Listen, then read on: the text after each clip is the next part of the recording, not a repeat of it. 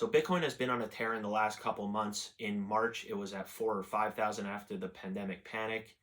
In September, it was at 10,000, and on Wednesday, it hit its all-time high of about 19,000.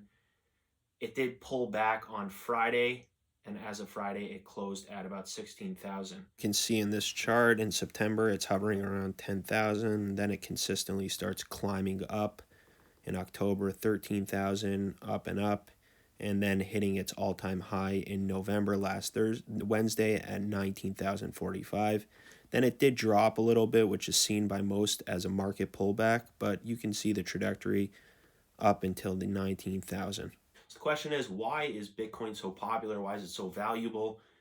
Why can't I go to shul without hearing something about Bitcoin? Bitcoin, Bitcoin, Bitcoin. What is all the hype?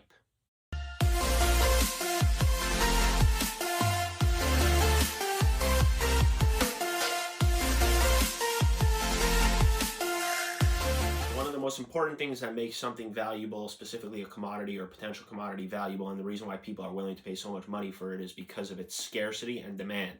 If something is very in demand, but there's not a lot of it, it's scarce, it's rare, people are willing to pay high premiums for it. That is true of gold. That is true for diamonds, because they're hard to mine, because they're hard to get, and people want them very badly for their rings, for their toilets. The price goes up. The same thing with Bitcoin. Bitcoin has a cap of 21 million. Every time Bitcoin is mined, people buy it. Now there's less in circulation, and so the price and the value goes up. So you can see from this valuable chart that I pulled online, you can see the level of scarcity of cryptocurrency, of Bitcoin, compared to the US dollar, compared to gold. You can see gold is moderately scarce because you can mine it. US dollar, because they can print it, the government can print it whenever they want, and has been recently. It has a low level of scarcity. But over here, you can just take a look for a moment at some of the things that make a commodity or potential commodity either valuable or less valuable. So the question is, why do people want Bitcoin so much? The answer to that is, it is a direct rival to cash. So everything's moving online, everything's moving onto the internet, everybody's on their phone all day, and so the same is inevitable for money. So you can see a few months ago, Business Insider wrote a piece entitled "Bitcoin Could Replace Cash in 10 Years," arguing for that premise. In the article, it says that essentially we could be buying coffee with Bitcoin, and people will laugh at you if you do not. Also, Forbes ran a piece about Deutsche Bank and their prediction that cash will be replaced by the year 2030 by cryptocurrency. Bitcoin is seen as that alternative to cash. Cash right now is being printed at unprecedented levels, so it is inevitable that it's going to lose its value. There's going to be inflation. However, Bitcoin is seen as more stable, it's seen as more scarce, and therefore a hedge against inflation. And so as cash loses its value, there's opportunity right now for investors to invest in something that could potentially outpace cash in the future and be used as a means of exchange instead of cash, because it's more scarce now and it actually is valuable.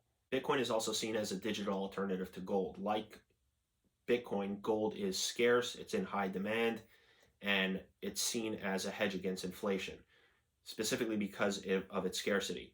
So since the beginning of the coronavirus pandemic, you would have seen gold prices rise, specifically because cash is being printed at unprecedented levels, so it's starting to lose its value. However, gold, because of its scarcity and because of its demand, has intrinsic value, and so its value goes up as people want it more. Now, there's an argument that Bitcoin is even more valuable, that it is more valuable, but that it will be more valuable in the future also than gold. The reason is because gold could always be mined. Somebody could always find a mine of gold in the desert somewhere, in a mountain, and then there's more in circulation, and so it loses a lot of its value. It's just like printing cash. However, Bitcoin, there's only 21 million Bitcoin, and that's where it's capped. So it's arguably more scarce, and therefore more valuable, and going to be more valuable in the future. Bitcoin is also decentralized, which means that there's no authority or body of government that is regulating it at every turn. When a commodity is regulated by the government or a body of authority, it's seen as less stable because the government or the body of authority can essentially determine the value of it. It can devalue it, it can print more of it, and then it becomes less valuable. So because Bitcoin has this advantage of not being centralized and not being connected to a government body, at least at this point, investors rightly see it as a more free commodity, as something that is more valuable, and something that is more value that could be more valuable into the future. Now, of course, none of this is to suggest that in the future governments are not going to regulate, as we'll talk about later, but they will regulate, and they'll need to see it as a legitimate form of currency before it's adopted. So absolutely nothing is guaranteed in life, and the same is true for Bitcoin success in the future. No one can look you in the eyes and say with 100% certainty that Bitcoin is going to be successful in the future. So in fact, there are three concerns that are often raised about Bitcoin and its potential ability to be successful in the future that some investors are worried about. So the first is regulation. So it's true that at this point, the government has decided not to yet regulate Bitcoin. They haven't stepped in, they haven't banned it, they haven't done anything to it. However, that can change at any moment. At any moment, the government can come in and essentially just shut it down. They did it with alcohol, they did it with gold at one point. And so that is definitely a worry that all of a sudden investors are going to be sitting there with essentially worthless Bitcoin. So the flip side to that argument is that government is inevitably going to regulate it. If Bitcoin is to become something standard in our society, government has to introduce legislation to regulate it. So it's only a matter of time before that happens, and that's what the experts say. However, the question is how overbearing, how overbroad that legislation is going to be. Hopefully, and investors who are investing in Bitcoin right now hope that the legislation and the regulation is not overbearing to the point where it takes away all of its value. When the government gets in the business of regulation, they're essentially saying that we condone this form of currency, we condone this as a commodity, and we are going to do everything in our power to protect the commodity. So for investors, that gives them a sense of relief, a sense of safety. You can see in the Business Insider article that not everybody essentially thinks that regulation is a major headwind for cryptocurrency as long as it's fair and reasonable. So the second fear for investors is hacking. Because everything relating to Bitcoin is online, investors are worried that it's easier for potential hackers to hack in and steal somebody's Bitcoin.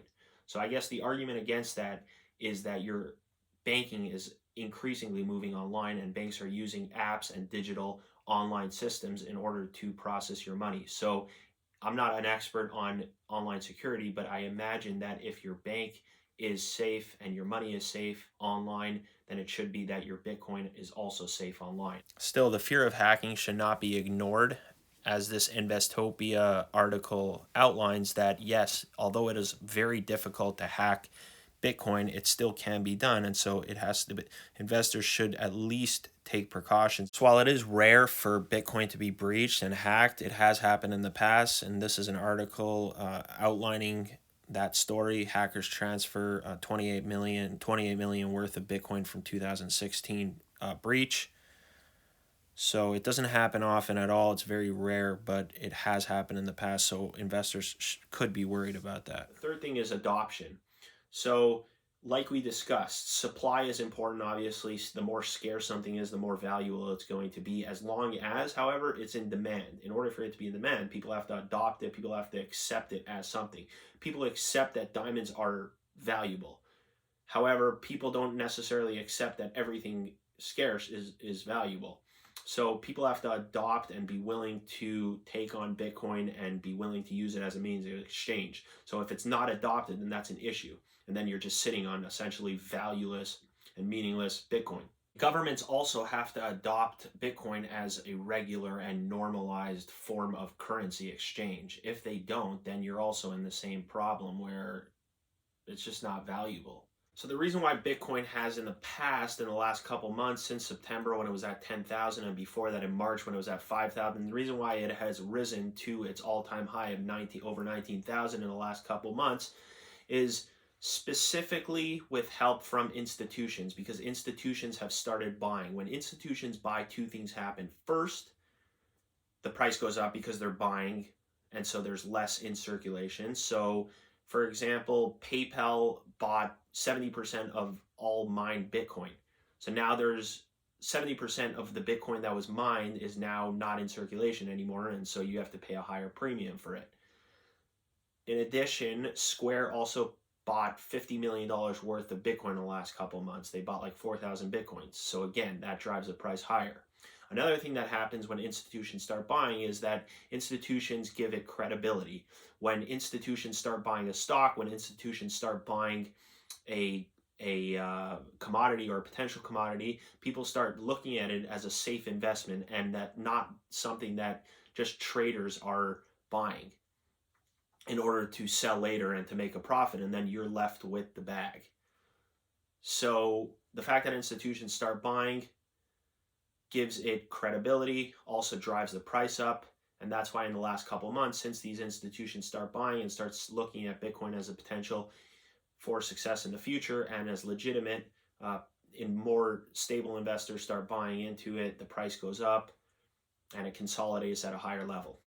So again, you can see in the article and recently how Goldman Sachs and Barclays are both rumored to be working on introducing cryptocurrency trading desks. So again, this further provides legitimacy for Bitcoin, and into the future, it is likely that more firms will adopt this kind of behavior and start looking at cryptocurrency and Bitcoin as a legitimate form of exchange. So after that analysis, I guess you can decide whether to buy Bitcoin for yourself in the future. I mean, there are obviously pros to owning Bitcoin into the future. There are obviously cons. There are some things that you need to worry about. There are some investors like Kathy Wood and others who swear by Bitcoin, who think that the price of Bitcoin could potentially go to 400,000, 250,000. There are others who think that it is a dud, who think that Bitcoin has no relevant place in the future and is not a good investment. Ultimately, you have to do your own research. You have to make your own decision. I try to provide you with some of the important facts, some of the the arguments on both sides, whether it's good, whether it's bad, but that's just my analysis. So thank you everybody for watching. I really appreciate your time. I hope you understand a little bit more now about Bitcoin, both the pros and the cons. I hope you can do a little more research and maybe invest or don't in the future. Please like and subscribe as it helps with the algorithm. I really appreciate it. I'm going to try to bring you guys really good content in the future. Thank you so much and have a great day, and we'll see you next time.